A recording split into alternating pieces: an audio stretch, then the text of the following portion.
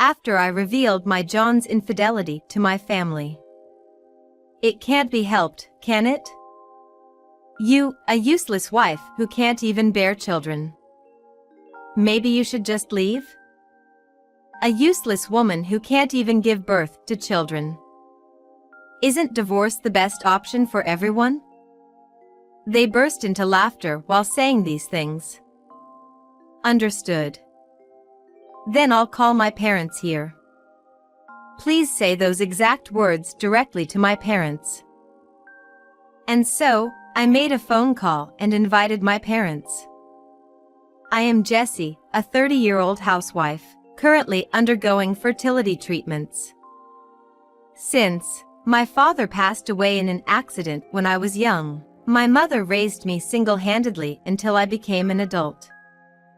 Thanks to her, I never felt deprived and lived a life like anyone else. 5 years ago, I was able to have a happy marriage. I quit my job and became a full-time housewife. My husband, John, is an ordinary 32-year-old office worker. I had hoped for a peaceful married life. Despite trying for 5 years, we still haven't been able to conceive a child. I have been going to the hospital for infertility treatments for years, but we are still unsuccessful.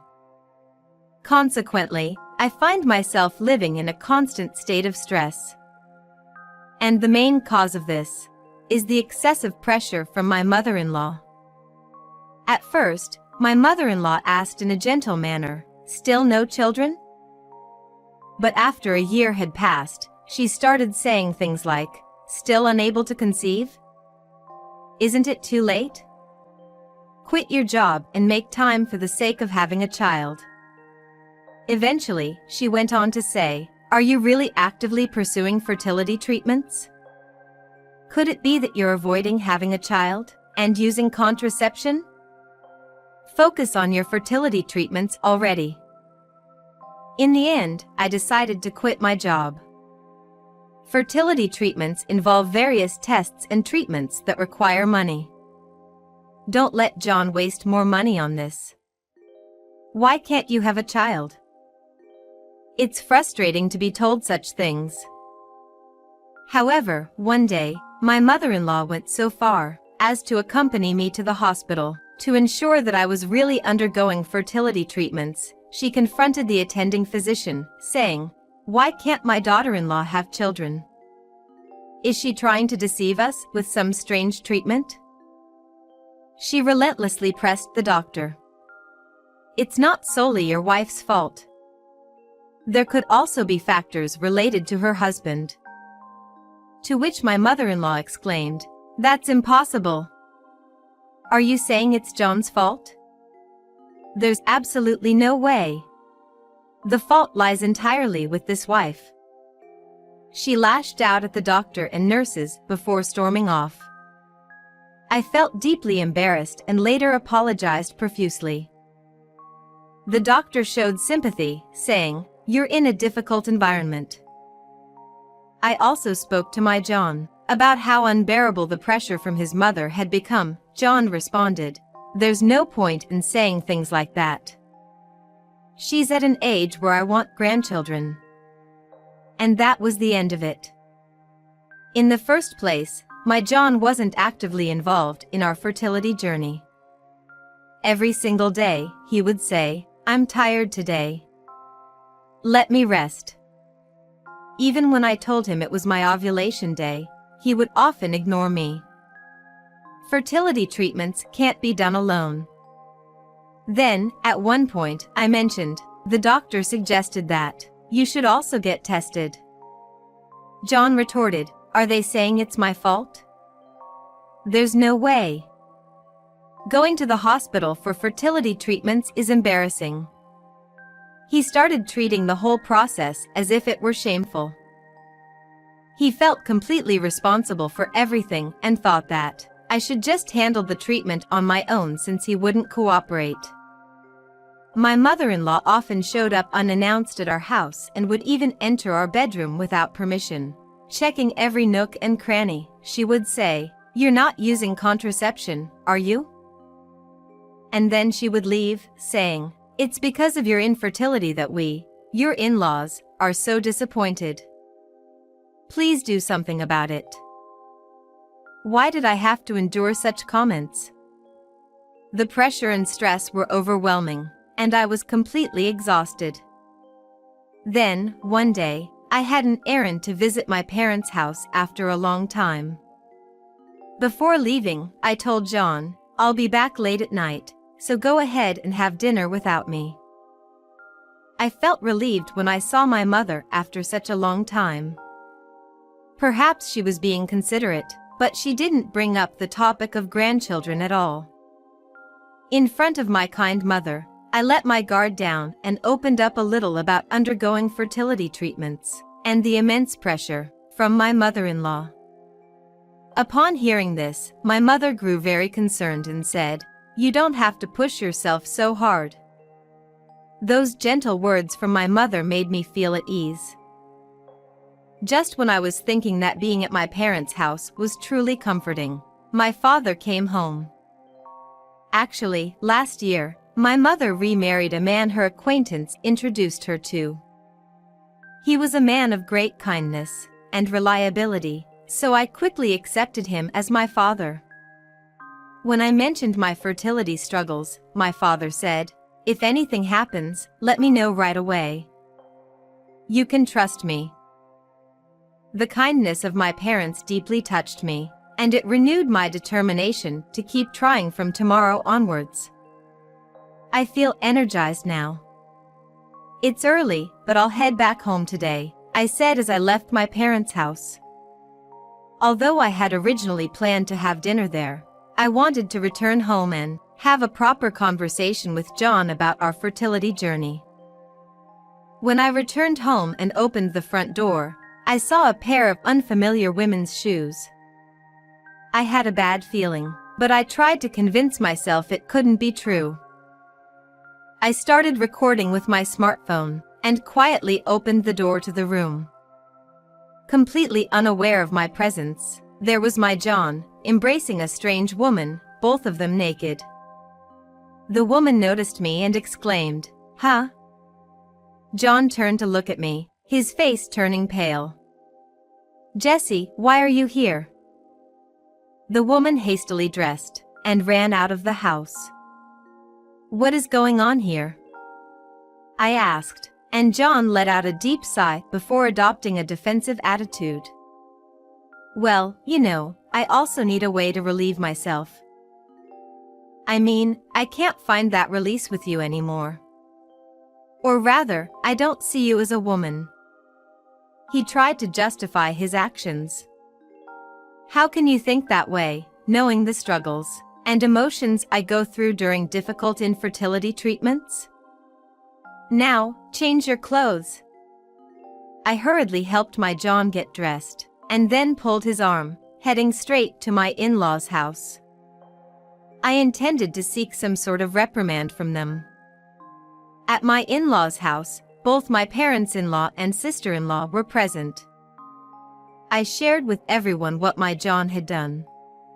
However, the response I received was beyond belief.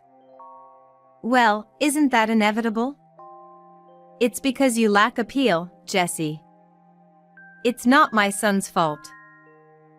Mother-in-law, you, a defective wife who can't even have children, maybe it's about time you left," my mother-in-law said with a cold tone.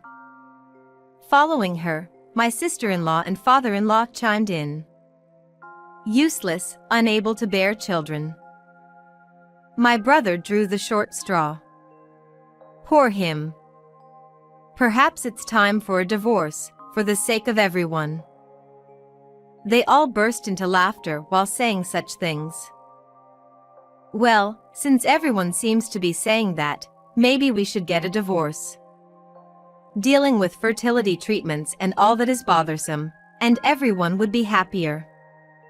He laughed and patted my shoulder. At that moment, I surpassed the limit of what I had been enduring. "I understand. In that case, I'll call my parents here, and you can say those words directly to them." As I said that, My parents-in-law and sister-in-law momentarily hesitated. If it's for a discussion, then that's fine. By the way, I heard your mother recently remarried, didn't she? I felt sorry for her being a single parent, but remarrying at that age? She must really love men. Hey, you shouldn't say that in front of her. We need to have a calm discussion.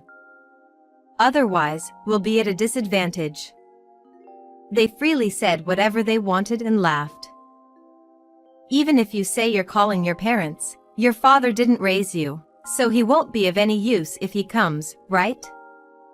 When my John said that, everyone burst into laughter again. But their laughter could only last for so long.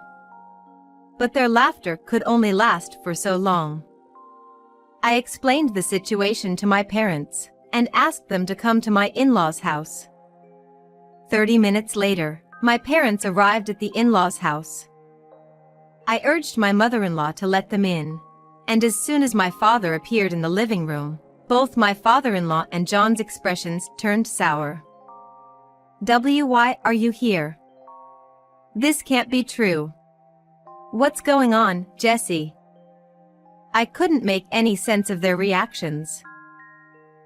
What's going on? Both of you, let's proceed with the divorce discussion quickly. Oh, I see. When you said she remarried, I thought you had caught a young man. But it seems like you chose quite an old one, Mother. She said such things and smirked. But both my father-in-law and John were in an unusual state. Idiots. Both of you shut your mouths. Who do you think this person is? Don't say rude things. This person is. He shouted angrily at my mother-in-law and sister-in-law. Sensing that something serious was happening, both of them fell silent. You've treated my daughter quite poorly. My father said that, and glared at my father-in-law and John with a stern expression. Our daughter. Could it be that, well, the company president is Jesse's? Sweating profusely, my father-in-law spoke to my father. Plural, my John was at a loss for words. Upon hearing those words, my mother-in-law and sister-in-law finally understood the situation, and their expressions turned sour. I am Jesse's father. Is there something wrong with me being her father? That's not the company president. We were just talking about how Jessie is such a wonderful wife. Interrupting my father-in-law's excuse, I played the recording of the conversation I had with my parents-in-law and sister-in-law earlier, from my smartphone. Yes, when the topic of divorce came up, I had recorded the conversation between the four of them as evidence. Father muttered, I see, upon hearing it. Then, in the frozen atmosphere, there was a silence for a while. Jesse. The earlier conversation was obviously a joke. We were trying to make you laugh because you seemed shocked. I was told that, and I clearly said to my mother-in-law. In addition to this recording, I have kept recordings of all the abusive remarks I've been subjected to. And of course, I also have video evidence of Hiroshi cheating. It's too late for excuses. No way. Jesse, why didn't you tell me that your father is the president of our company? That's dirty. Upon hearing John's words, my father glared at him and spoke in a firm tone. Father, so if I weren't Jesse's father, you think you can say anything to her? Do not be silly. It's truly regrettable that such vulgar individuals were in our company. Both of you better think carefully about your future. John, upon hearing those words, turned pale. My father-in-law could no longer say anything and collapsed to the floor. My mother-in-law and sister-in-law had tears in their eyes from the shock. I understand that this kind of approach could be considered unfair. However, if they attacked me as a family, don't I have the right to retaliate as a member of my own family? I said to John that when I exit parents-in-law's house. After years of undergoing treatment at the hospital, it was concluded that there was no issue with me. So, the probability is high that the reason for our inability to have children lies with you, John. It will be quite a struggle for you to have children in the future. Upon hearing that, John sat on the floor in a daze. My parents and I left the despairing atmosphere of my in-laws' house behind. Subsequently, John and I proceeded with the divorce. He had been trying to contact me multiple times, but I blocked all of his attempts. Then, on that day, using all the things I had been told by that family, the evidence video of John's infidelity, and the verbal abuse I had endured from my mother-in-law, I was able to demand a staggering 8 million yen in compensation.